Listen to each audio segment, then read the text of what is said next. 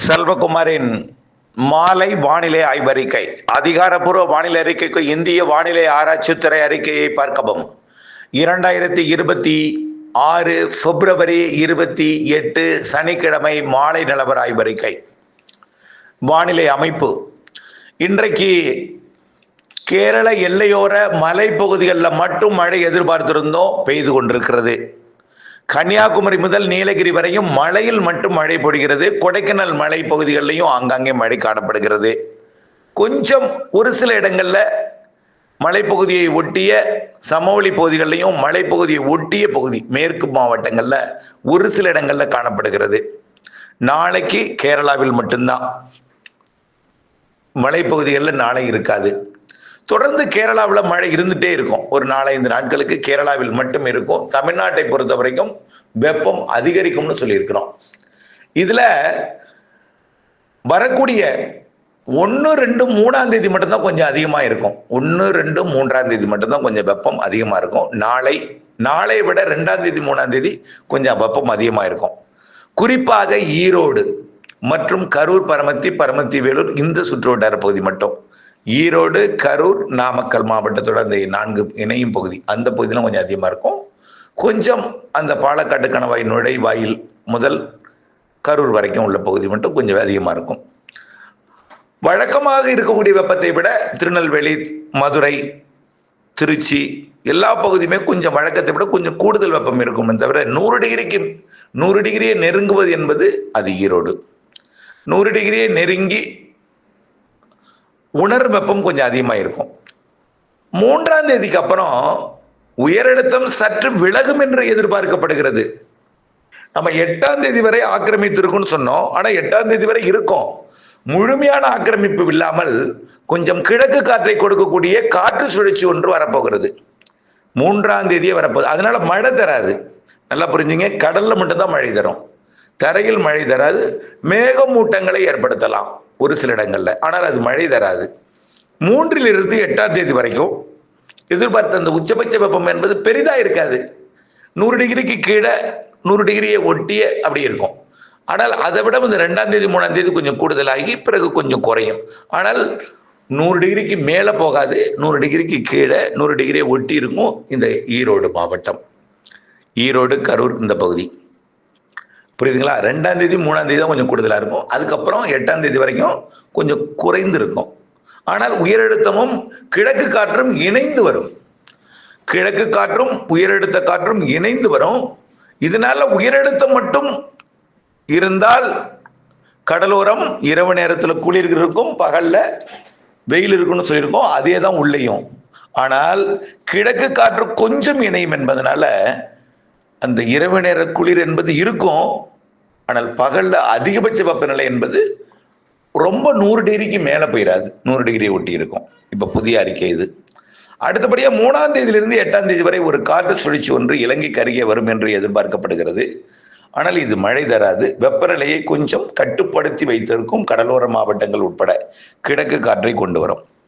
இதை தொடர்ந்து 8ஆம் தேதி ஒரு காற்று சுழற்சி வரப்போகுது. 8லிருந்து 15ஆம் தேதி நம்ம எதிர்பார்க்கணும், பார்த்தீங்களா?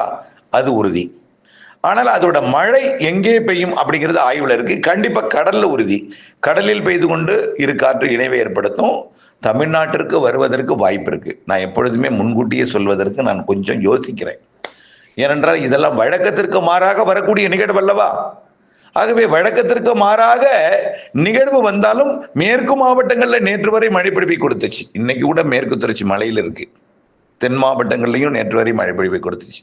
பல இடங்களை ஒதுக்கி இருக்கு, அது உண்மை. ஆனால் பெய்த இடத்துல எல்லாம் 6-7 சென்டிமீட்டர்லாம் பெய்திருக்கு. ஆக நேற்று வரை இன்றைக்கு வரை கூட தொடர்ந்து கொண்டிருக்கக்கூடிய இந்த மழை நாம் எதிர்பார்த்தது அமைந்திருந்தாலும் கடலோரத்தில் எதிர்பார்த்தது சற்று குறைவாக இருந்தது. காரணம், இருகாற்று இணைவு குளிர்விக்கும் அமைப்பு மேற்கு தொடர்ச்சி மலையிலையும் மேற்கிலிருந்து வரக்கூடிய காற்றும் தான் கொடுத்துச்சு. கடலோரத்தில் அந்த குளிர்விக்கும் அமைப்பு இல்லை.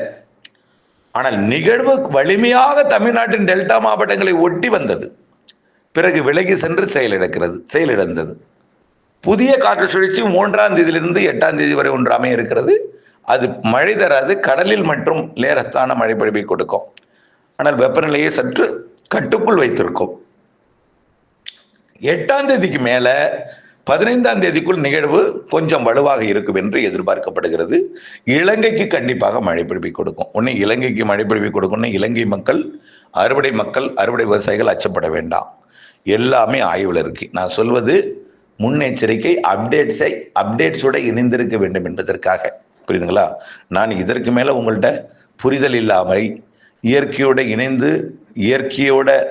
இணைந்த இயற்கையை புரிந்து கொள்ளாமை, உலகம் சுற்றும் காற்று, உலகம் சுற்றும் அந்த தாழ்வு அமைவுகள், இவையெல்லாம் நிறைய வானிலையை பற்றி அறிந்திராமல், அதை பற்றி புரிந்திராமல், காற்று எவ்வளவு பெரியது, இயற்கை எவ்வளவு பெரியது, நம் ஊர் எவ்வளவு சிறியது, இலங்கை வந்த மழை நமக்கு கொடுக்காமல் போனால் அது எவ்வளவு பெரிய ஒரு இயற்கை அமைப்பு என்பது கூட புரிந்திராமல், வந்தால் எவ்வளவு பெரிய மழை தரும், வராவிட்டால் நன்மையே தப்பித்தோம் என்று நினைக்காமல், ஆகா முன்னெச்சரிக்கை எடுத்தோம் மழை பெய்யவில்லையே என்று ஏங்குவது என்பது வேதனையாக இருக்கிறது, கேலியாக இருக்கிறது.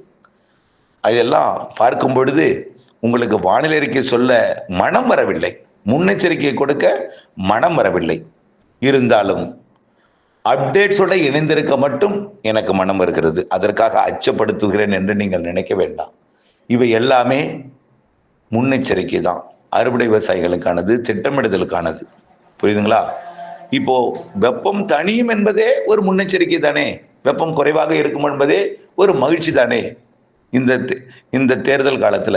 ஆகவே அதெல்லாம் ஒரு வானிலை முன்னறிவிப்பு தான். அதன் அடிப்படையில் மழைக்கும் வாய்ப்பு இருக்கிறது 8ஆம் தேதிக்கு மேல் என்பதை தெரியப்படுத்த விரும்புகிறேன். 8லிருந்து 15 வரை வரக்கூடிய ஒரு நிகழ்வு சாதாரண நிகழ்வாக இருந்தாலும் 15லிருந்து 20க்குள் வரக்கூடிய நிகழ்வு சற்று வலுவாக தெரிகிறது. மழை எங்கே என்பதை வரக்கூடிய நாட்களில் தான் என்னால் அறிவிக்க முடியும். மனது இருந்தாலும் மனது சொல்ல அச்சப்படுகிறது, அறியாத புரியாத பலர்களின் உபத்திரம் காரணமாக. ஆகவே 8ஆம் தேதிக்கு மேல் மழை இருக்கிறது. 20ஆம் தேதிக்குள் 2 நிகழ்வு இருக்கிறது. நிகழ்வுக்கு 2-3 நாள் மழை இருக்கிறது. மார்ச் 15க்கு மேல் கொஞ்சம் வலுவான நிகழ்வு இருக்கிறது. மழை எங்கே என்பதை அறிவிக்கிறேன். இணைந்தே இருங்கள் அப்டேட்ஸுடன். அதற்கு அடுத்தபடியாக ஏப்ரல் மேலேயும் நிகழ்வு இருக்கு. மாதத்திற்கு ஒரு நிகழ்வு தான் சொல்லியிருக்கிறோம். வெயிலும் இருக்கும். வெயிலும் 104 டிகிரிக்கு மேலே போகாதுன்னு சொல்லியிருக்கிறோம். கிழக்கு காற்று அடிக்கடி வந்து நுழையும். கிழக்கு காற்று வெயிலை கட்டுக்குள் வைக்கும் என்று ஏற்கனவே சொல்லியிருக்கிறோம். நிகழ்வு கோடையில் இருக்கிறது. அதை நீங்கள் அறிந்து புரிந்து உணர்ந்த பிறகுதான் நம்பிக்கை வரும். வானிலை அறிக்கையோட வானிலையாளர்களோட அருமை புரிமை எல்லாம் அனுபவப்பட்ட பிறகுதான் வரும். அதுவரை காத்திருங்கள். நன்றி.